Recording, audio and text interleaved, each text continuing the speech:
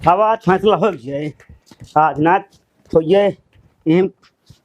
खावा दुल्हन का खाना उन्होंने ना बनो किया आज मार मूड पी जाता है। तो जब मूड पी रहा है तो तू जोंटे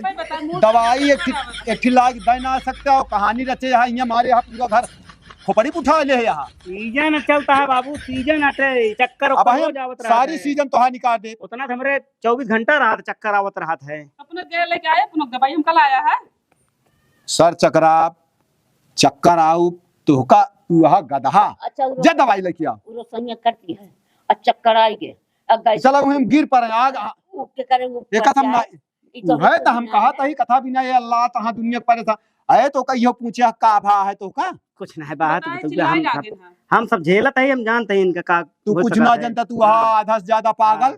हमारी कोखी जन्म लाई लिया बिना मतलब का के कितना का जानी कौन पिछले जन्म का हमारा तो हा दुश्मनी रही का। हां हम सब जानते हैं। जा दवाई लेके आ पहले जा। किस दवाई कौन दवाई तो बोले जिन आवाज मुंह सीधे नहीं एक हम फेविकोल लगाई चिपका दे ये बता दे कि तो जाके इज्जत से दवाई लेके आया आए हां चक चक चक चक के है यहां जब आपको तकलीफ बा